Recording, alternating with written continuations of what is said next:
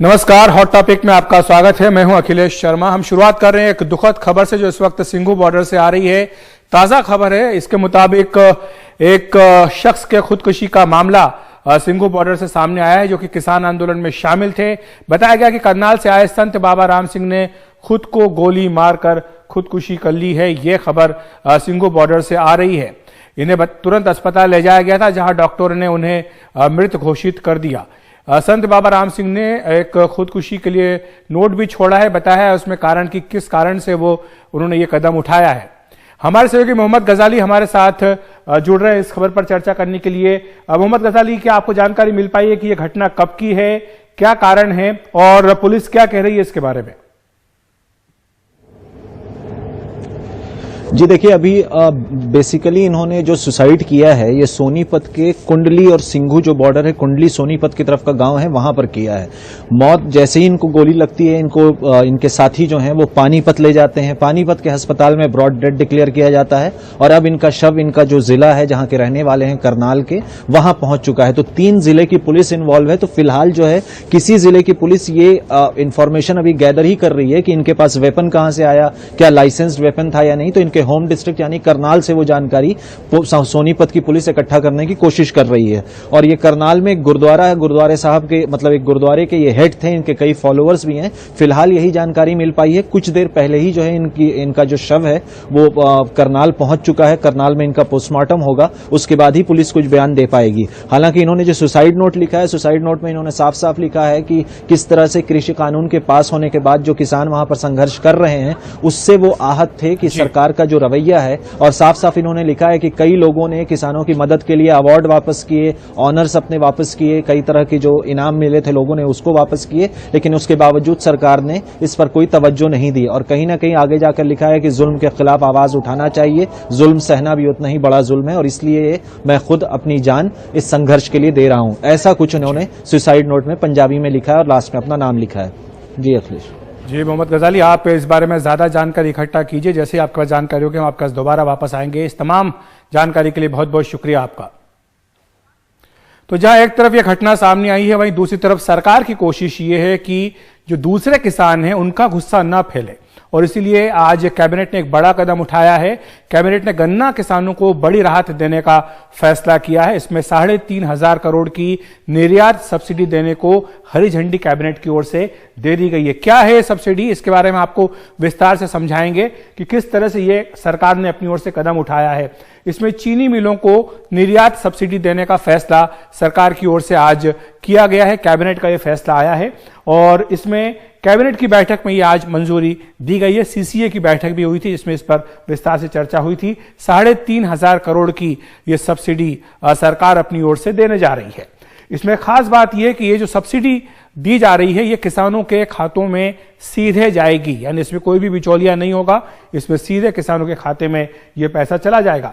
और साथ ही सरकार ने यह भी कहा है कि जो चीनी का निर्यात होगा उससे करीब 18,000 करोड़ रुपए का लाभ होने का अनुमान है और यह रकम भी किसानों को मिलेगी। तो यानी दूसरी बड़ी रकम है जो किसानों को दी जाएगी, गन्ना किसानों को दी जाएगी। एक तीसरी बड़ी रकम है 5,368 करोड़ रुपए की जो एक हफ्ते में किसान के खाते में जमा करा दी जाएगी। ये वो रकम है जो कि बकाया है किसानों के ऊपर और इसका भी भुगतान कर दिया जाएगा 1 से 2 हफ्तों के बीच में, यह सरकार ने कहा है। आपको बताएं कि बकाया है क्या और क्यों किसान जो है वो इसके दुष्चक्र में फंसे रहते हैं। चीनी मिलों पर करीब 13,000 करोड़ रुपया बकाया है। ये जानकारी संसद सत्र के दौरान सरकार की ओर से सितंबर में ही दी गई थी। इसमें 16 राज्यों में किसानों पर मिलों का बकाया है। जो मिल के लिए वो लेकर जाते हैं उन्हें नहीं चुकाया है, तो इतना बड़ा ये राशि हो चुकी है। केवल यूपी की बात करें तो वहां करीब 8,000 करोड़ रुपया किसानों पर बकाया है। तो उत्तर प्रदेश, खासतौर से पश्चिमी उत्तर प्रदेश जहां गन्ना काफी होता है, सरकार की कोशिश है कि वहां के किसानों को पैसा मिले ताकि वो इस आंदोलन में शामिल ना हो। और आपको बताएं कि केवल 4 ऐसी मिलें हैं यूपी की जिन पर कुल बकाया का 45% है। तो ये 4 मिल हैं, इनके ऊपर भी अब दबाव रहेगा सब्सिडी के ऐलान के बाद कि वो बकाया किसानों का चुका दें। तो ये सरकार की उम्मीद है। अब हम कुछ आंकड़े डालते हैं कि इससे जो आज फैसला किया गया इसके पीछे सोच क्या है। इसमें सोच ये है कि बड़ी चीनी मिलें जो हैं उनको निर्यात में प्रोत्साहन मिलेगा, क्योंकि इस बार उत्पादन ज्यादा हुआ है, खपत कम है, तो इसलिए जो एक्सेस है, सरप्लस है, उसको एक्सपोर्ट किया जा सकेगा और जो सरप्लस स्टॉक है वो क्लियर होगा ताकि किसानों को भुगतान करने में उन्हें आसानी हो। और सरकार को उम्मीद है कि इससे चीनी मिलों की बढ़ाई जो कमाई वो बढ़ेगी ताकि वो किसानों का बकाया चुका पाएंगे और इसीलिए इसमें बकाया चुकाने की जो राशि उसमें उम्मीद है कि तेजी इस कदम के बाद आएगी। करीब 60 लाख टन चीनी के निर्यात का लक्ष्य रखा गया है इस साल और देश में सरकार के मुताबिक करीब 5 करोड़ गन्ना किसान हैं, 5 लाख मजदूर हैं। सरकार का दावा है कि आज के कदम से इन्हें फायदा मिलेगा। तो आइए सुन लेते हैं क्या कहा है प्रकाश जावड़ेकर ने। सरकार ने इस साल 60 लाख टन चीनी निर्यात करने का निर्णय किया है, निर्यात को सब्सिडी देने का निर्णय किया है। ये सब्सिडी सीधे किसान के खाते में जाएगी, ये उसकी विशेषता है। 3500 करोड़ रुपए इस काम के लिए लगेंगे, लेकिन किसान के लिए खुशखबरी वो है कि जो प्रत्यक्ष निर्यात होगा, वो निर्यात का जो मूल्य मिलेगा वो भी किसान के खाते में जाएगा, वो लगभग 18,000 करोड़ रुपए मिलेगा। सहयोगी कमाल खान हमारे साथ जुड़ रहे हैं इस पूरी खबर पर चर्चा करने के लिए। कमाल, पश्चिमी उत्तर प्रदेश खासतौर से उसका नाम आता है जब भी गन्ने की बात होती है। हमने बताया कि करीब 8,000 करोड़ रुपया केवल यूपी में गन्ना किसानों के ऊपर बकाया है। तो आज ये जो सरकार ने कदम उठाए हैं एक के बाद एक, पहली बात तो सरकार को ये उम्मीद है कि जो किसान आंदोलन चल रहा है उसमें पश्चिमी उत्तर प्रदेश के किसान ना आए, इसलिए उनको एक इंसेंटिव मिल जाएगा। दूसरा जो उनकी मांग है वो भी पूरी हो पाएगी। क्या आपको लगता है जमीन पर इसको अमल में लाना संभव हो पाएगा? देखिए, ऐसा है कि ये बहुत लंबे अरसे से जो गन्ना बकाये के भुगतान का मसला है ये चला आ रहा है और तमाम सरकारों में वो चलता चला आता और यूपी सबसे बड़ा देनदारी उत्तर प्रदेश की चीनी मिलों के ऊपर सबसे ज्यादा होती है इसकी। लेकिन एडहॉक मेजर्स अलग अलग टाइम पे जब भुगतान का टाइम होता है तो सरकारें अपनाती हैं। जैसे एक बार अखिलेश यादव ने कहा था कि एमएसपी उन्होंने जो बढ़ाया है, जब चीनी मिल मालिकों ने कह दिया कि वो इसका भुगतान करने में सक्षम नहीं है तो उन्होंने कहा कि आप पुराना रेट देंगे, बाकी जो डिफरेंस है वो सरकार पेमेंट करेगी। तो सरकार ने चीनी मिलों को पैसा दिया गन्ना किसानों को भुगतान करने के लिए।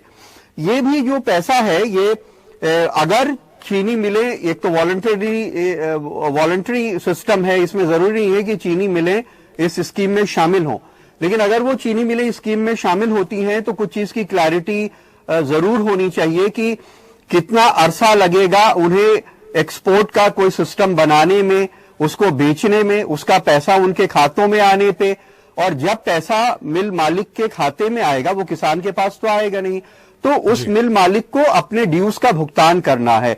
तो शायद इसके लिए अगर कोई मोडालिटीज तय की गई हो कि वो इसकी टाइमलाइन क्या होगी, फिर वो जो पैसा आएगा, जो उसको मुनाफा मिलेगा उसका कितना प्रतिशत और कितने किसानों को ड्यूज देगा, कितने दिन के अंदर देगा, और सबसे बड़ी बात यह है कि क्या वो एक्सपोर्ट करने के लिए तैयार है या नहीं तैयार है, या उस चीनी को अगले सीजन में वो इंडिया की मार्केट में ही खपाना चाहता है।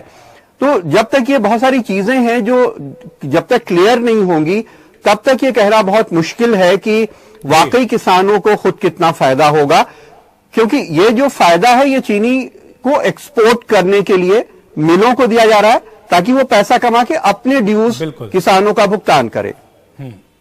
शुक्रिया कमाल आपका इस तमाम जानकारी के लिए, विस्तार से समझाने के लिए कि आखिर इस फैसले का लाभ कितना, किस हद तक किसानों को मिलेगा। अब हम बात करते हैं किसान आंदोलन से जुड़ी हुई एक दूसरी महत्वपूर्ण खबर की।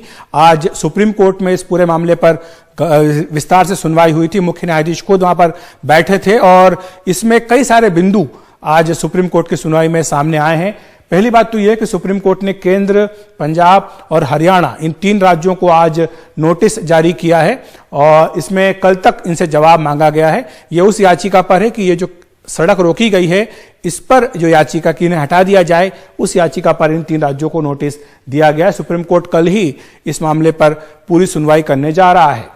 एक दूसरा महत्वपूर्ण बिंदु जो आज की सुनवाई में आया है वो ये है कि मामले को सुलझाने के लिए सुप्रीम कोर्ट की ओर से एक कमेटी बनाने का इशारा किया गया है। यह भी सुप्रीम कोर्ट की ओर से कहा गया सरकार को, किसान संगठनों को, कि आप मिल बैठें और समिति में कौन कौन लोग हों ये नाम भी आप सारे तय कर लें। तो ये सारी बातें आज इस सुप्रीम कोर्ट की सुनवाई में हुई हैं।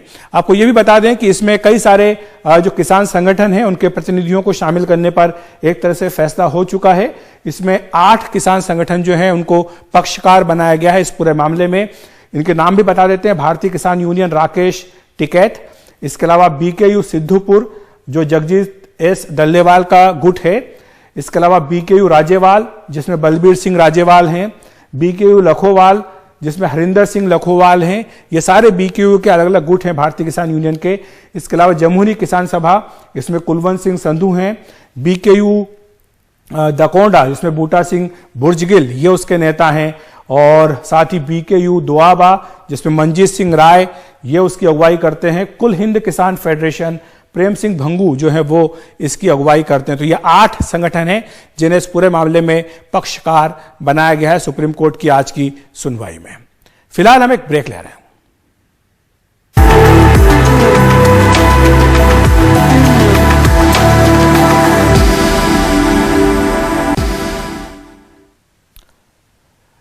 तो ब्रेक के बाद एक बार फिर से आपका स्वागत है। इस बार हम बात करेंगे राहुल गांधी की, जिनके करीबी सूत्रों ने संकेत दिया है कि वो एक बार फिर से कांग्रेस अध्यक्ष बनने के इच्छुक नहीं हैं। कांग्रेस पार्टी में कई नेता लगातार ये मांग कर रहे हैं कि पार्टी जिस तरह संकट में है उसके बाद राहुल गांधी को फिर से कमान संभाल लेनी चाहिए। लेकिन राहुल गांधी के करीबी सूत्रों ने कुछ खास जानकारी NDTV से साझा की है। उनके मुताबिक राहुल गांधी चाहते हैं कि कोई गैर गांधी उसी को कांग्रेस अध्यक्ष बनना चाहिए, खुद राहुल गांधी अध्यक्ष नहीं बनना चाहते हैं। यह भी पता लगा है कि कांग्रेस कार्य समिति की जल्दी ही बैठक होने जा रही है। इस बैठक में कई महत्वपूर्ण फैसले होने हैं। इनमें सबसे बड़ा फैसला यह होना है कि कार्य समिति यही तय करेगी कि कांग्रेस अध्यक्ष का चुनाव कब होगा और किन परिस्थितियों में कराया जाएगा, किस तरह कराया जाएगा। यह भी कहा गया है कांग्रेस के नेताओं की ओर से कि अध्यक्ष पद के लिए पार्टी में राहुल गांधी ही सबकी पसंद हैं, स्वाभाविक पसंद हैं। लेकिन खुद राहुल गांधी ये नहीं चाहते हैं और इसीलिए कांग्रेस पार्टी में दुविधा खड़ी हो रही है कि अगर राहुल अध्यक्ष नहीं बनते हैं तो फिर किसे अध्यक्ष बनाया जाए। तो ये आज की सबसे बड़ी राजनीतिक खबर थी, राहुल गांधी का एक तरह का फिर से इनकार कि वो कांग्रेस के अध्यक्ष नहीं बनना चाहते हैं। हॉट टॉपिक में इतना ही। देखते रहिए NDTV इंडिया।